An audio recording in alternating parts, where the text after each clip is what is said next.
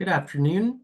I'm Joshua Gleisch, the Associate Director of Administration for Columbia's ERM program, and I'd like to welcome you to today's panel event, Managing Conduct in a Digital World, Addressing Emerging Risks.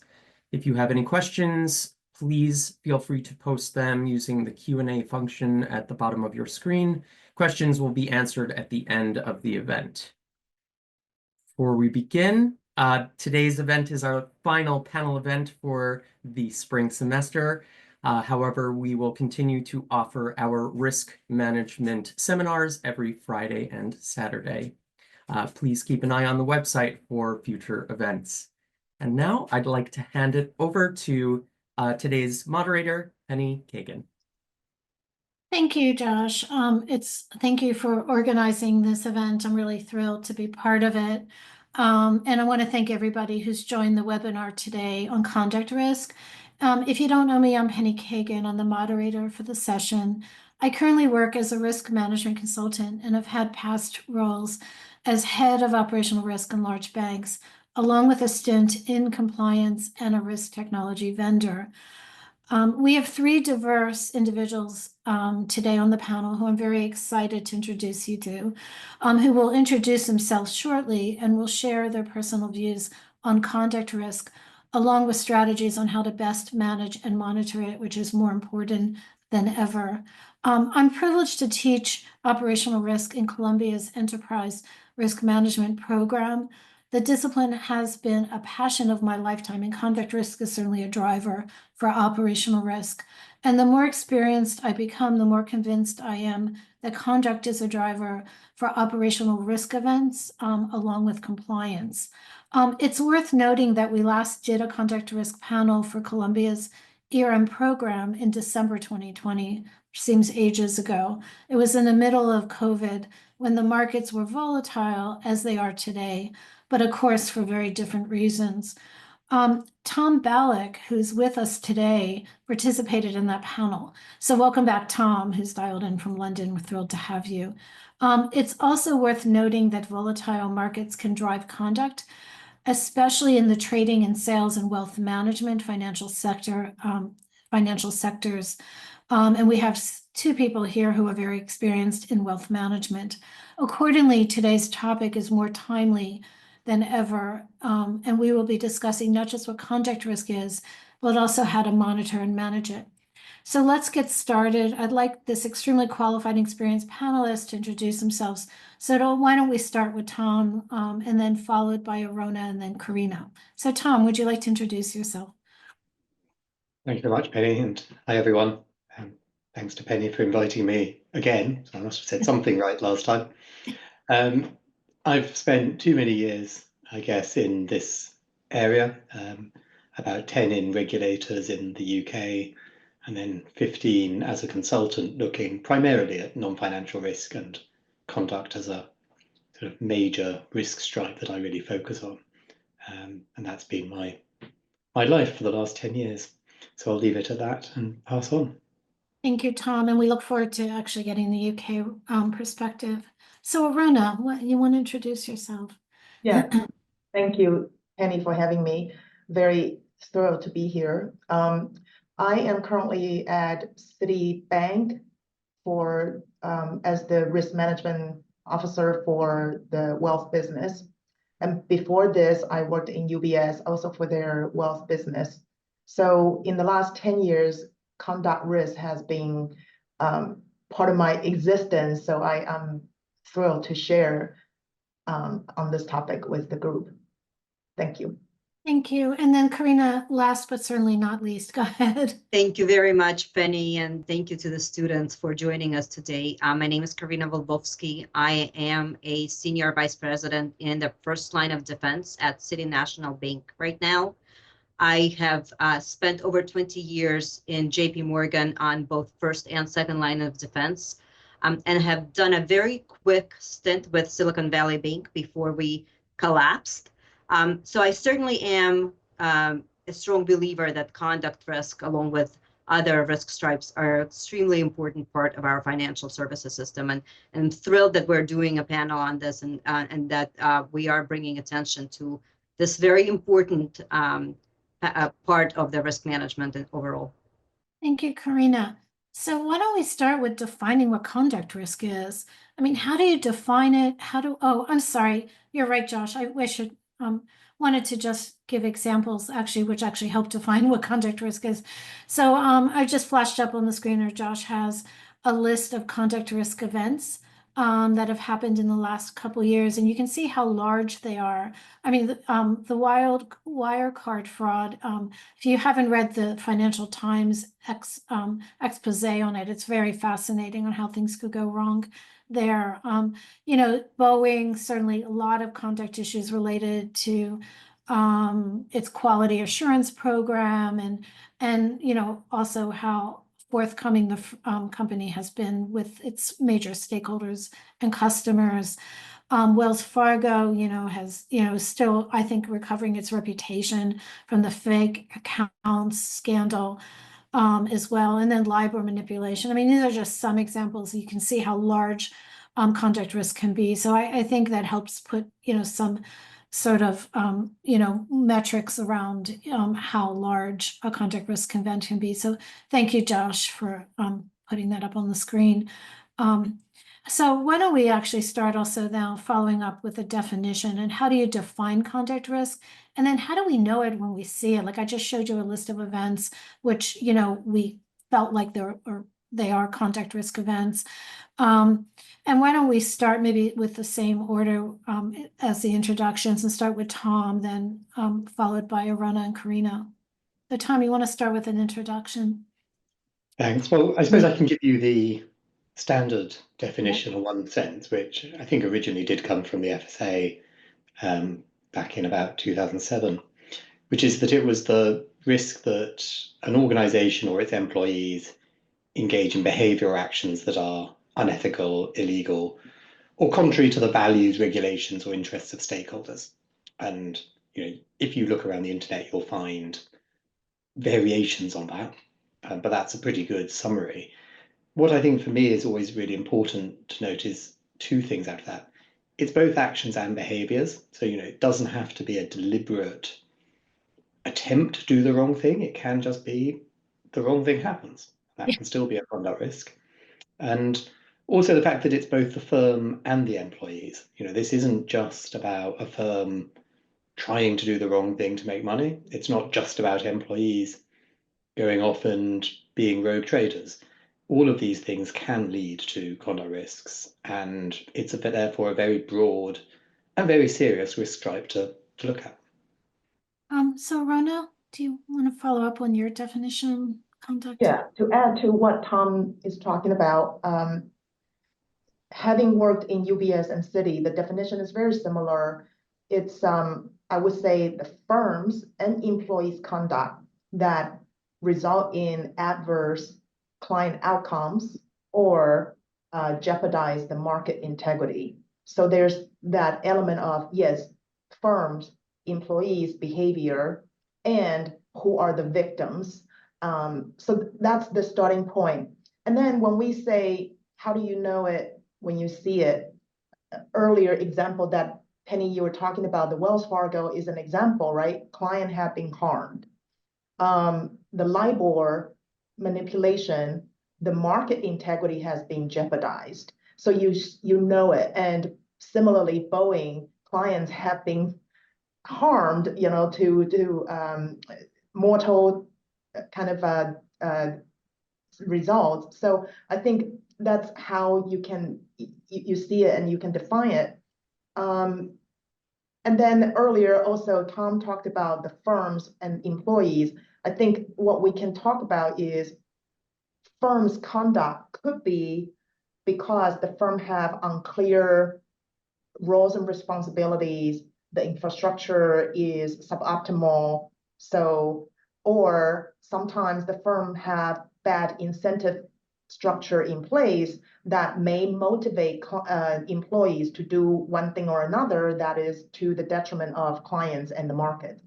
And then from employees' perspective, it could be mistakes, right? Earlier to Tom's point, it doesn't have to be intent, but it could be mistakes because they are not well-trained or the roles and responsibilities are not clear, or they are not incentivized to pay attention, or it could be willful misconduct or gross negligence, which we have seen in Ponzi scheme, in Wells Fargo situation. So that's how I would define it. And real life example we have seen, and why firms' conduct or employees' conduct could result in these adverse outcomes. No, that's good. And thank you for that. And Karina, do you want to follow up? Yeah, the only additional piece that I would like to offer to support what you've already discussed is the fact that conduct risk may also manifest itself when we are, as a company or employee, not doing something, right? So it's the opposite of actually doing an activity or performing a misconduct.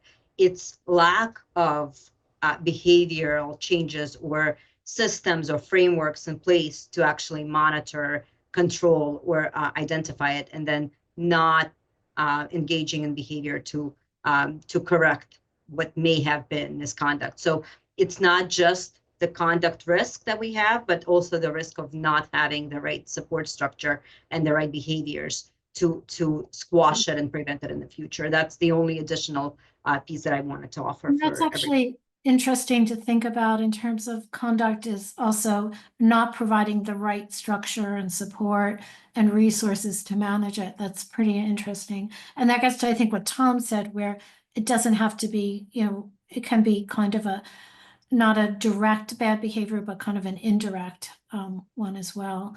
Anything you want to add in terms of primary sources or drivers of conduct in the organization?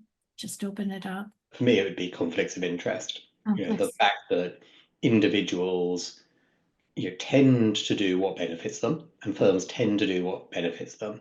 So if there's a conflict of interest where they are incentivized, as I think Irona was saying, or it's just better for them or easier for them to do the wrong thing, then chances are they will. So that would be my one. Go ahead, Karina. I know you have. I actually was going to say the same thing. Yeah. I've managed a conflict of interest framework at JP Morgan, and the regulatory scrutiny was that we didn't have a strong enough framework for COI, so it bled into perhaps conduct or culture or many other aspects of behavior that was a result of the inappropriate COI governance at the time, right? So I actually was going to echo exactly that. Thank you, Tom.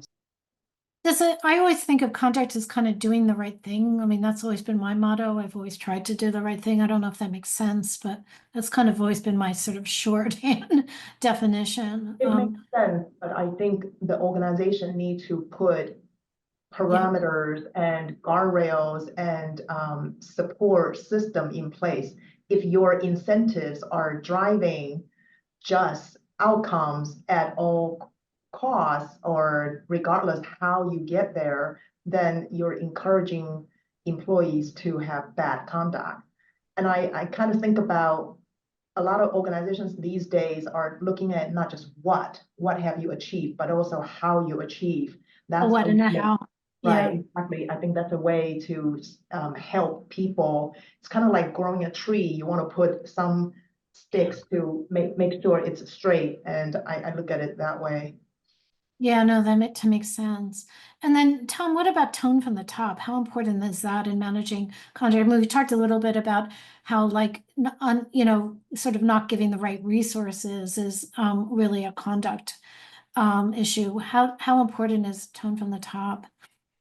I mean, inevitably, I'm going to say very. I mean, if I think of conduct and culture as being almost a yin-yang shape, with conduct driving culture. If you see poor conduct, the chances are, if it's not checked, it will drive poor culture, and certainly a poor culture will lead to more bad conduct. So, the two go together, and tone from the top creates the guardrails that Irona was talking about. It drives an understanding of what the right thing is, which is so important. If you, Penny, you said your touchstone is do the right thing, but you look at your leader to go, what is the right thing? And if they say doing the right thing is just making money, and I worked with a firm a few years ago who's a very small firm, and but their motto was DWIFT, which stood for do what it F takes. And you can imagine that that is not going to lead necessarily to a culture which incentivizes the right thing. So, and that came from the top. But it's also, I think, quite important to remember that there are, other really important things. And I'll talk from a UK point of view briefly. The UK regulator a few years ago identified 2 additional major areas that it worried about, and that was tone from the middle and tone from within. And if tone from the top is crucial when it comes to driving culture and refers very much to the values set by the senior leadership, tone from the middle is what the middle management does, and the fact that they can actually, we sometimes refer to it as the permafrost layer. Whatever the tone from the top wants, if the middle managers turn around and say, well, we don't care, what we think it matters is X, the people who are doing the misdeeds down in the front lines are not going to hear the tone from the top. They're going to take the cue from the middle management, who tell them that's not what's really meant. And finally, and this is sort of what you were getting at with do the right thing, Penny, the tone from within. Each individual is ultimately responsible for their own doings, whether those are good or bad. People should be looking to have their own sort of internal moral compass, and I think that's important. What's really important, though, is that both tone from the top and tone from the middle then reinforces that when someone individually does the right thing, they're celebrated for it, and when they don't, they are punished. And that's what all the controls that we talk about really are there to achieve. No, that's really interesting. Wordy way to answer your question, Penny, so my apologies. Oh, no, that's really interesting. And, I've always been a little skeptical when I see those tone from the top emails that come through with the company's values.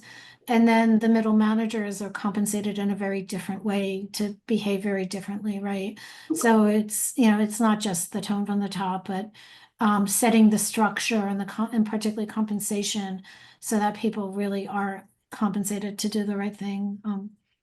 If the words aren't matched by the actions, Yeah. the words will never be enough. Tone has to, has to follow function in that sense. Like that, tone has to follow function. I would agree with that. So Rona, following up a bit on what you talked about on guardrails, I'm going back to that topic because I think it's really important. And especially now with the volatility in the markets, I think this is a time when sort of first and second line risk and control and compliance functions need to step up in terms of their monitoring and be hyper aware, right, of potential conduct issues. How does the industry monitor conduct incidents and trends? I think in general, the easiest way is companies all have various policies, procedures, standards. The lowest level requirement is to monitor if employees are in violation or breach any of these policies and standards. And those will be captured, and obviously firms normally would have a HR framework that would capture and account for the severity of those breaches and the frequency or the, whether people have recidivism.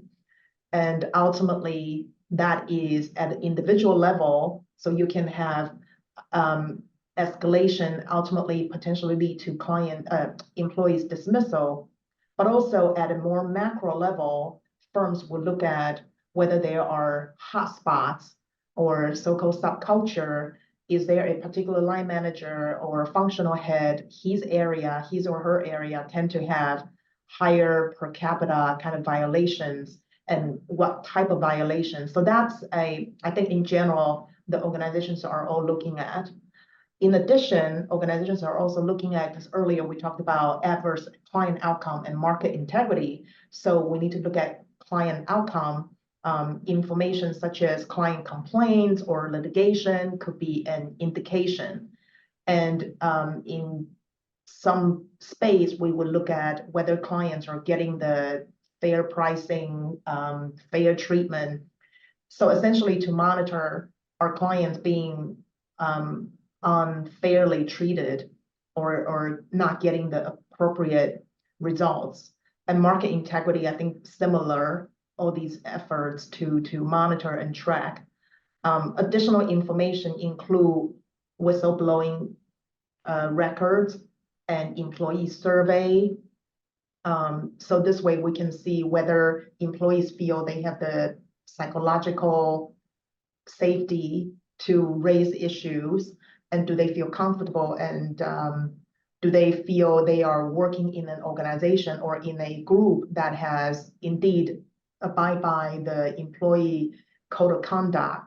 Do they feel proud of working there? So those are all the various kind of like elements to help us track and monitor, to gauge whether employees are conducting business the way we want them to. No, that's helpful. And of course, there's a risk saying that you can't manage what you can't measure, right? I'm not sure I totally agree with it, but I mean, anybody else want to comment on sort of measuring and assessing the effectiveness of an organization's risk culture, or any metrics, KRIs, any strong practices you want to share? I think back to earlier, we talked about, for example, incentive culture. So in general, now I've worked in 2 different wealth business. In general, you have a set of financial advisors that are being paid on commission basis. So when you have that kind of incentive structure, their goal is to maximize production, as opposed to another group of advisor or banker. A lot of times they are paid fixed salary and bonus, and that's not formulaic. So that's an example of, if you really want to manage people's behavior, you have to have carrot and stick. And if you can't manage or motivate them or disincentivize them with their bad behavior using incentive structure, then you're really missing a trick. I think that's like the bare minimum. Earlier, the panelists were talking about conflict of interest. The goal here is to take away as much conflict of interest as possible. Another example, we call it levelizing. So similar products, we levelize the revenue. Therefore, advisor take home commission. So this way, they have no incentive to favor one product over another, assuming the features are all very similar. So you put in those kind of infrastructure or structure in place to take away the incentive or the temptation for people to act in their own interest versus firms or clients. I think that's really critical, because right? Because you can't always rely on people to do the right thing, because there are just too many other competing factors at play. Yeah, thank you. And fundamentally, I think, you touched on this, Arona, but if you can't measure conduct well, if you don't know whether conduct is good or bad, it's really hard to incentivize it. You can do what Arona was saying in terms of level playing field and trying to create a structural benefit, but you can't penalize someone for poor conduct if you don't know they've had it. So, in terms of, is it important? It's critical, to my mind, to have some idea, whether you're doing that through complaints, which is obviously, in a sense, the worst way, because it means the poor conduct has happened, or through leading indicators, which are, fuzzier, frankly, but give you an idea as to places to look.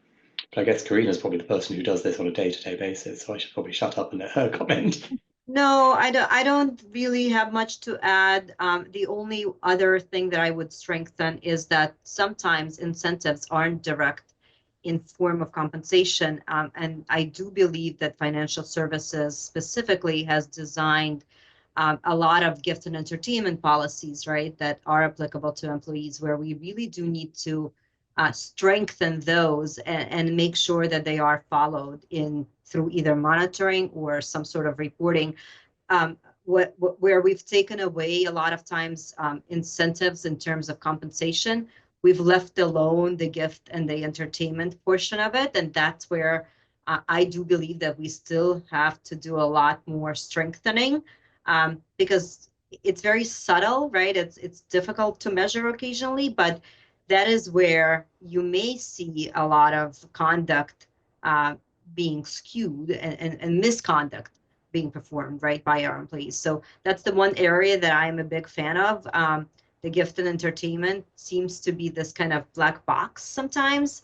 And the more pressure you put on the companies and employees to quantify that, the easier it is to measure and then hopefully prevent misconduct from happening. And that's really helpful, Karina, and that really comes down to people doing the right thing and raising their hand, right, in terms of gifts and entertainments and knowing when to report and when to say no. And I know I've had to say, like, sorry, can't do that to a number of vendors over the course of my career. Arun, I mean, we've dealt in our past lives with conduct incidents, right, and follow up. And, I mean, one of the, one form of conduct is not doing what you're supposed to do, right? Not like, putting in not following the right controls, and which could lead to a fraud incident, for instance, not calling back client phone number on record. So, I mean, what are some strong practices in terms of thinking about the different types of conduct incidents there are in terms of how to respond? And then I'll open it up to everybody else if they have comments. Well, so I think what's very interesting is every time when you have a conduct incident that's somewhat new, people would have the temptation to say that's just a few bad apples. Right. And so I would say the best practice really you need to drill down the 5 whys, like ask why over and over to get to the root cause, down to what were the incentives in place to drive people behave certain ways. What kind of controls could we have put in place to prevent this from happening? And I think that's so important. And also every time when some incident happened, you want to perform look back. I remember at one point we had a Ponzi scheme. The advisor essentially stole money from his client.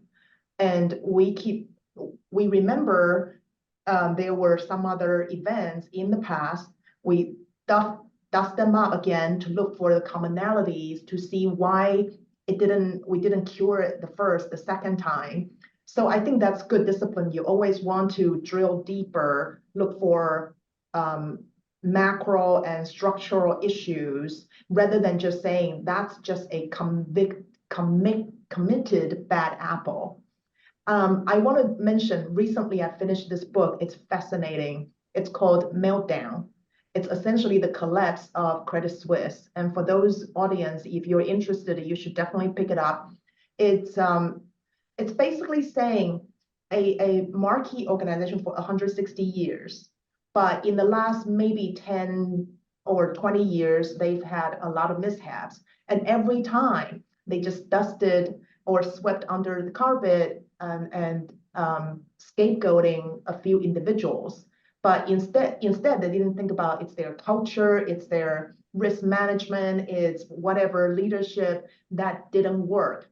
So I definitely think, that's obviously the extreme. When you have repeated conduct issue, you result in the collapse of a long-standing organization and nearly brought down the small nation in terms of its financial system. So I think it's definitely something when there are incidents, the best practice is to dig deeper. Do not just think this is isolated incidents.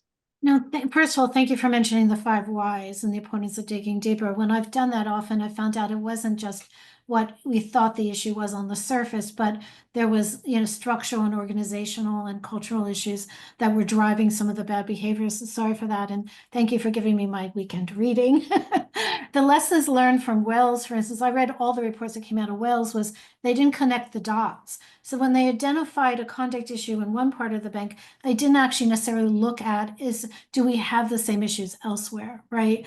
And looked at those sort of overriding conduct issues. So I think that's really important. And of course, Credit Suisse, I think, is a good example. Anybody else on that topic before we move to technology? No, okay. So Tom, why don't we start with talking about digitalization? Does digitalization amplify or reduce conduct risk? And do we have a whole new set of risks related to conduct that we have to start considering? I'm inevitably going to say both, aren't I? Yeah. I mean, yes, I think it does do both. I mean, conduct risk can be amplified. You've got increased opportunities for misconduct due to complexity. You've got data privacy issues. You've got potential for bias in AI. You've got a lack of accountability potentially in some of the governance structures as a result of digital tools. And digital ethics are less well known, let's be honest, than other more sort of old fuddy-duddy maybe financial instruments. So there are definitely increased risks. Having said that, I think there's also huge opportunities to use digitization to improve controls and to reduce conduct risks. So we talked about monitoring and reporting earlier, and digitization helps with transparency, it helps with monitoring, you get better data tracking, you get better audit trails, surveillance detection. You can almost use crypto as a good parallel to this, in the sense that on the one hand, it's everyone thinks of it as this big, potentially risky, financial crime-ridden system, which arguably it is, but it also, in a way that you never could before, can you track a coin through the system? And obviously, you can get complexity coming out of that with washing and all of those things. But fundamentally, the difference between a crypto token and a dollar bill is pretty obvious, which is the one has traceability and the other does not. You've also got sort of pretty enhanced compliance tools. There's a lot of new digital compliance tools out there, improved training, improved awareness, communication, whistleblowing. We all know that whistleblowing can be a great way to reduce sort of poor conduct. People do have ethics. They just don't necessarily want to stand up and risk themselves. So if you've got anonymous whistleblowing, which digitization supports, you have an improved chance of having whistleblowers. And finally, I guess I'd highlight ethical decision making. Again, improved data makes it easier to understand what the right thing is. If you don't know what's going on, you can't necessarily make the right choice. So I think all of those do reduce conduct risks. In total, is it an greater increase or a greater decrease? I really couldn't tell you that. I think time alone will tell us. Yeah, no, I mean, it's a balance. I think, AI is a huge enabler in terms of being able to manage things like fraud and money laundering, and transaction monitoring is also creates fraud right through deep fakes as well. So maybe Karina, what are some of the strong practices for identifying and mitigating the risk of technology being used to enable misconduct, like fraud, I just mentioned, insider trading, unethical sales practices? And thank you for that question, because I do think that that's exactly what we should be asking. In situations where the risk is increasing because of the growth of technology, what we need to do is really employ that technology, or not that same technology, but other technology to combat it, right? Be like with like. There is an amazing opportunity for us to implement comprehensive monitoring systems, which will help identify situations of misconduct, right? So if you think about fraud, there is, you're right, an incredibly high level of fraud right now, externally to organizations, but also possibly internally, that is happening as a result of technology growth. Well, we do have an opportunity to implement monitoring systems and platforms that we did not have an opportunity to do before, because it would take us armies and armies of people we can build technology and train technology to help us to identify those instances of fraud and try and, if perhaps not prevent it initially, try and identify it and then build the right preventative controls in the future. We can look at sustainability, right, from a wealth management perspective, use the technology, compliance monitoring systems to identify instances where the product may not be suitable for the client, and find the right controls, perhaps with the same technology, to prevent those products being invested in clients' accounts. From just a money movement perspective, again, there's an opportunity for us to filter what may have appearance of fraud, right, and investigate that a little bit closer in a much faster way. So my usual response to this is monitoring is exactly the way to prevent growth of misconduct that is equated to the technology opportunities, right? So that's where we need to really focus.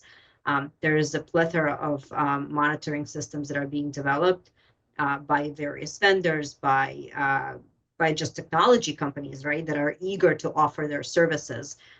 We have to use what's available to us and try and prevent and then monitor and do an examination of what's happened. So I do feel that, Tom, you're right, it's both.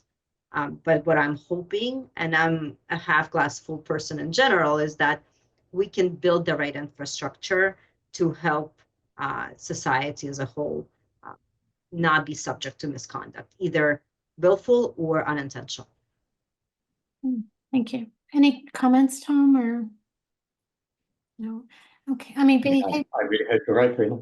yeah. I mean, behavioral monitoring is certainly an emerging field, if not an emerged field. So that's really good feedback, Karina. Any other comments on technology before we move on? Okay, so the next topic is a fraught one, I think. It's the regulatory environment. And so the current US regulatory climate is certainly, if not challenging, and it certainly is challenging, it's also a bit confusing. It's undergoing substantial changes as the US swings from one of the most regulated regimes in the world to a much more lightly, potentially much more lightly regulated one. And I'm thinking of, the change in the OCC in terms of reputational risk and pulling back from doing exams on reputational risk and striking reputational risk from its supervisory handbooks, the pullback from the CFPB as well. And I'm pretty convinced we're going to see other changes. I know the SEC has a number of proposals out there that have been, kind of canceled. So, if you're a person who's a half glass full person like Karina, you might say it's an opportunity for more strategic projects, right, that are not regulatory driven. And I think anybody who's worked in the regulatory field knows that, sometimes it feels like things have gone much far over to one side of, the pendulum than maybe makes sense. Have had to do much more than maybe was even efficient. At the same time, though, it's worth noting that a pullback from regulation can have a big impact on risk-taking and conduct, hence what we saw in 2008 and 2023, right? With, also the example that Aruna just provided at Credit Suisse. So I'd like to turn to Tom, because the UK, from a regulatory perspective, has been in the forefront of conduct issues, hence the founding of the FCA. And so, Tom, what is the current trajectory of the UK regulatory environment? I mean, I think Karina, myself, and Aruna are very steeped in the US regulatory environment, but would love to hear your perspective from across the pond. I mean, it's quite interesting to hear what you were saying about the US, because obviously I'm a bit further from it. In a sense, the FCA has been doing some of the same sort of things, probably not quite as quickly by the sound of it and not quite as bluntly, but there's definitely been a bit of a pullback.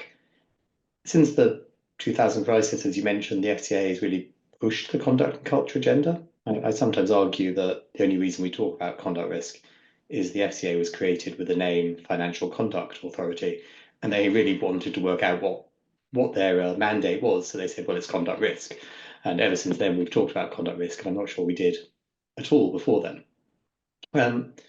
And they've really pushed it. If you look at their papers, there's a whole load of thought pieces around what it means. I mentioned things like tone from middle, tone from within, which really they came up with and sort of started talking about. In the last 3-4 months, and I think this is linked to the government's, UK government's desire for more growth, the desire to sort of not be seen as a sort of business unfriendly location, we've seen a pullback on that. There have been, that in February, there was a speech where they talked about shifting away from prescribing detailed rules. In March, they've just recently published revised plans around enforcement, which takes away some of their sort of previous rolling forward. I think industry will largely welcome that, if I'm honest. So it's, a lot of these things are not necessarily bad, but they are also indicators of a regime that is not going to be pushing quite as hard, maybe, as it was, or as we thought it would a year ago. Having said that, there are some big statutes on the book that have come in the UK around fraud. They will probably drive a greater focus on fraud, and the fact that there's now a criminal liability for fraud if it's in favour of the firm, which sort of makes everyone have to come up with a entirely new framework of controls to prove that they didn't benefit from fraud and they stopped people benefiting from fraud. So I can't say that it's a totally deregulated environment over here, but it's definitely on a downswing, I guess, in terms of regulation rather than an upswing. No, that's helpful. Karina, I know you have strong opinions about the Yeah. current regulatory I don't environment. know. I don't know that they're that strong. You are right, Tom. I really agree that we will likely see a lot of deregulation. That said, I don't think it's going to be that quick. There are some laws that are pretty difficult to unwind, right? So where we can, we will likely see kind of an ease of reputational risk oversight because we're just going to pull back some of those guidelines and some of the other things in the US regulatory environment. There are some regs and laws that will continue to be prevalent, and so we'll have to, as organizations, support those. But the one thing that I do want to project here is that I actually do feel that as companies in the last 10 years, I'd say we've really stood up a lot of frameworks that will stand on their own with or without the regulatory pressure and scrutiny. And I do hope that we'll continue to see conduct risk managed and really paid attention to and cared for through those frameworks that the companies stood up. And I'm a big believer that you can't just stand something up and maintain it for 10 years and not buy into it, right? So from a management perspective and just cultural perspective, now that these frameworks are there, whether or not the regulators will be looking at them, it's there, it's part of the culture, it's part of the fabric of the organization. So I certainly hope that conduct risk will not be minimized and erased from the company's oversight, because it's the right thing to care for, and it's the right thing for the employees, for the company's success, and for just people overall, right? So I don't believe that we're going to see a lot of easing of the conduct risk attention. It just may reduce some of the pressures that we've seen from regulators to respond to queries. And that's very much welcome. Helpful, thank you. Any final thoughts on the regulatory environment or strategic risk management versus managing to regulations? I suppose I've always argued that, and this is very much in Karina's sort of echoing Karina's view, but I've always argued that conduct risk and managing it, all the frameworks we put in place, have been the right thing to do. And largely the reason to do it is not regulation, it's because clients demand it, because clients will go to firms that they believe are ethical and have their own, the client's interests at heart. None of that changes if this is, if the regulators have changed their view. It's just becomes more important. So if I was right in all of those years, then I think absolutely Karina's completely right. I would agree with Tom. Just like recently, OCC had announced that it's going to stop reputation risk examination. That doesn't mean we don't have to worry about reputation risk anymore, because, you know, for a financial institution, obviously reputation is one of our key assets. So I think the regulation sometimes, unfortunately, it gets bogged down. It's too, people start doing it at check the box, right? But deep down, we all know we need to manage the risk substantively in real life, whether or not regulators are going to examine or be very sort of zealous about these topics, candidly. Yeah, no, I Eventually, agree. it's about protecting the bank and protecting the bank's customers, or in whatever the financial institution is. So, you know, you don't want to see a bad mention in the press. You still don't want to write an email that you don't want to have read out in Congress. None of that changes. Yeah, no, agree. Thank you for that. So turning to career development, we have a lot of VRM students that are interested in, you know, risk careers. If somebody wanted to incorporate managing conduct risk into the career portfolio, what type of role should they look for? Is it a compliance, first line conduct, op risk? Is there a role called conduct risk, or is it all the above? And maybe I'll start with Arona as well. Yeah, sure. There's not always a role called conduct risk, because as if you took away from this panel, it is conduct is kind of like embedded in every policy, every behavior in the financial or in any organization. So you don't always have a conduct risk czar, but I think a number of roles can position you and can help you flex that muscle. You can work in HR, you can work in supervision, which is a real role in financial institutions under the regulation by SEC and FINRA. Or you can work in first, second, or even third line. So there are many different roles I think will all play into the conduct risk space.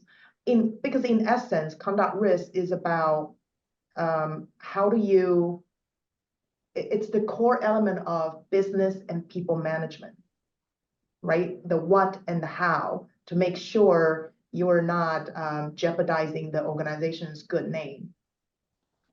So that's my humble opinion. Yeah, no, and I'm glad you brought up the what and the how again, and how important the how is, which is we're increasingly seeing. So Tom, anything to add in terms of? I guess I'll talk about what I know, which is not being in a bank, but what should I would love to have done that. I haven't. I mean, obviously, this is not necessarily the best time to look to find a job in a regulator, but actually, it's one of the best ways to learn about these things. And you know, I spent my first 10 years in regulators. I learned a huge amount there. There is no other place where you can, as a junior person, call up a C-suite individual and demand that they explain, you know, details of the financial markets. I'm not sure they appreciate it, but I did. And consultancy as well is, you know, anything around regulatory or operational risk consultancy will inevitably end up with you looking at conduct risk issues. I completely agree with Arona. You know, everything we've talked about comes up all around the industry and all around sort of anything to do with regulation, operations, controls. It's the lifeblood of the financial services. So probably at some point, any of you who come and work in this area will end up touching on it. And so, Karina, maybe we'll look to the future. I mean, how do you see conduct risk management evolving? Yeah, thank you. Years? I wish I had a magic 8 ball, but I don't. But what I, you know, with my rose-colored glasses will say is that I do believe that conduct risk will continue to permeate itself in the business, right? And so it's a little bit to your question on what roles should you look for? Well, any, right? Because if we are all right and we do continue to enhance our conduct risk awareness, you can be a great conduct risk manager if you're sitting in the business, or if you're sitting in the sales organization, or if you're sitting anywhere in the organization, because ultimately, if it's part of the culture of the organization, you will be the risk manager, right? We always talk in risk management about ownership and being the risk owners. Well, the risk owners are those that are doing the business, that are creating the products, that are selling the products. So hopefully, in the future, conduct risk will become part of the of your role as any participant in the industry or regulatory agency, or any role that you play. It just becomes part of the behavior. You know, even in academia right now, we talk a lot about ethical behaviors, right, and ethical academic performance. When you're working, it's really the same thing. You should be an ethical employee and an ethical participant in the financial services industry. So what I'm hoping is that conduct risk is not a standalone practice, is not a standalone, just a risk stripe that someone checks the box and creates governance around. It's the behaviors that we all have as participants in the market, both on the side where we're the market players and on the side where we're market creators. That's helpful. Anything you want to add, Tom or Rana, in terms of looking to the future? Only that I think it becomes more important. I mean, we talked a bit about the regulatory pullback. You know, fundamentally, the more the regulator doesn't do this, the more the risk manager's role is important and actually interesting. It's not much fun for a risk manager, in my opinion, to just sit there trying to implement someone else's rule. What's interesting and exciting is trying to help their firm actually do the right thing. That's what most people in this area of the industry are there to do. So I think arguably this is the best time, one could say, to do this, because you'll have a bit more freedom to think about, well, how do you create an ethical firm? And a bit less sort of requirement to just go off and help manage an exam or, you know, implement someone else's idea. Thank you. Arun, any last thoughts? I would agree with Tom. It's hopefully this will give people more impetus, but I also am cautiously optimistic, I guess, because a lot of times we've seen throughout history the pendulum swing.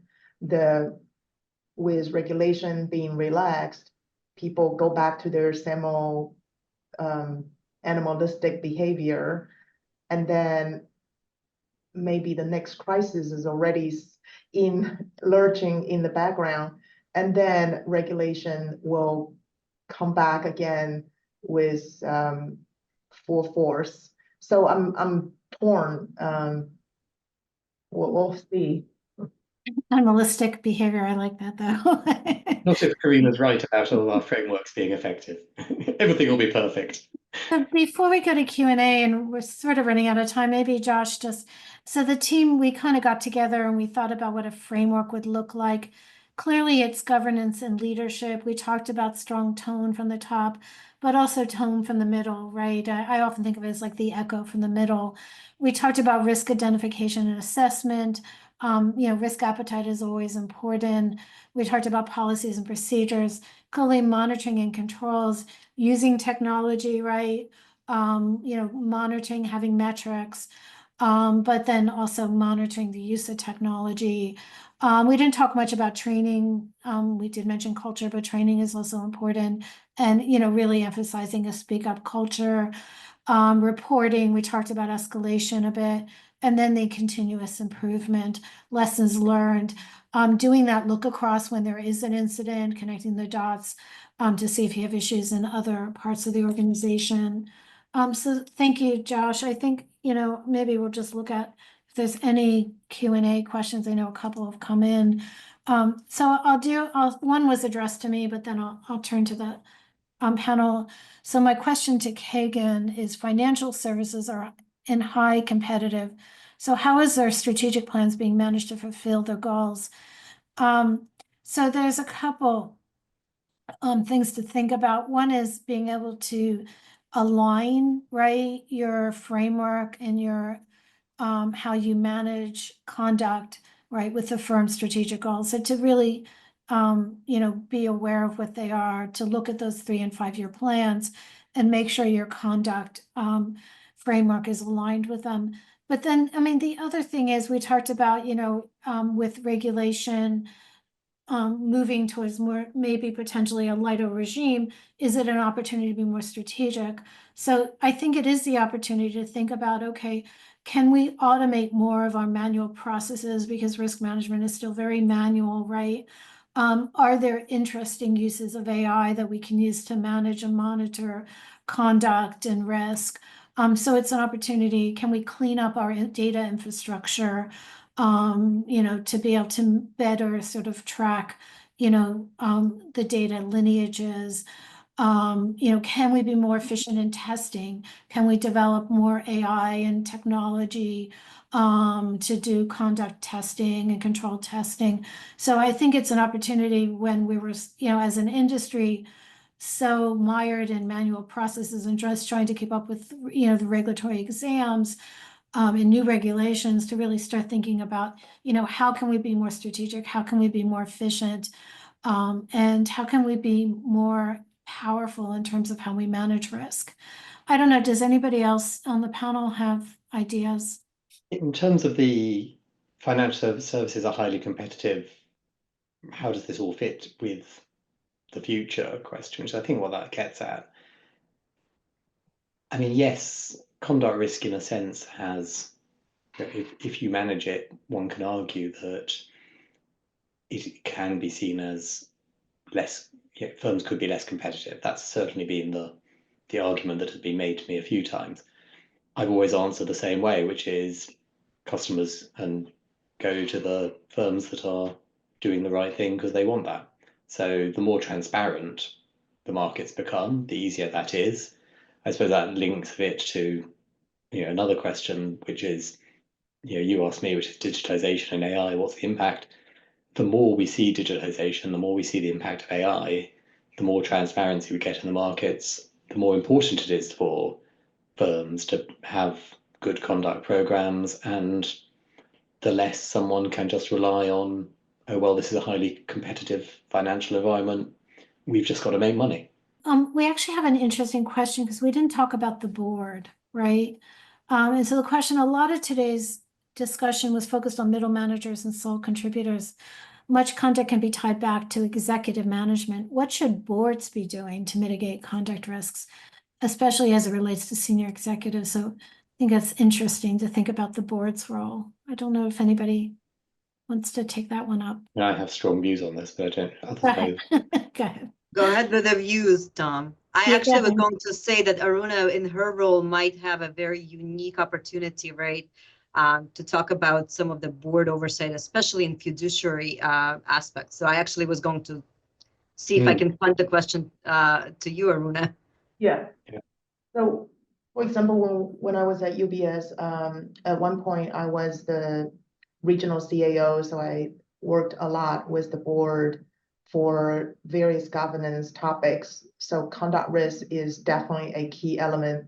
So the board, I think in general, boards should require management to provide regular updates on, earlier I talked about the various MIS, various data points, but in a way that they can digest, and also to look for anomalies such as, do we have misconduct that is concentrated in any particular business area or particular rank? So you would see the MD, right? They definitely want to see our senior ranks more susceptible. That tells us you have culture issue, or sometimes the comparison of whether high performer or high revenue generators tend to get more lenient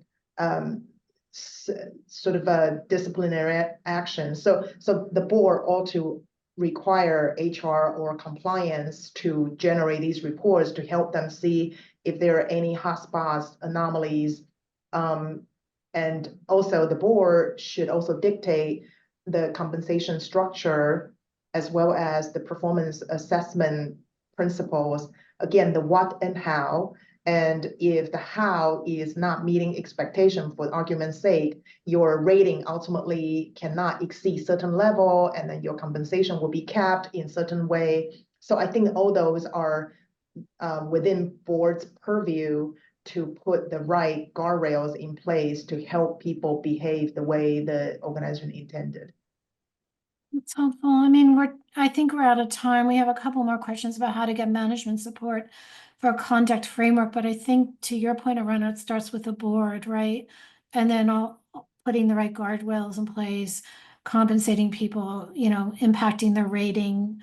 I've also been 2 organizations where they had operational excellence campaigns where they really highlighted people that were doing the right thing as well, and put some guardrails around behavior, but also from a positive perspective, really celebrated people that were doing the right thing. So I think, Josh, we're out of time today. I want to thank the panelists. It's been a really great discussion. I know you've taken time out of your very busy days. So thank you. I don't know, Josh, if any last words to wrap up. Just on behalf of the Enterprise Risk Management Program, I'd like to thank you, Penny, and panelists for joining us today. And thank you all for attending. I hope you have a wonderful weekend.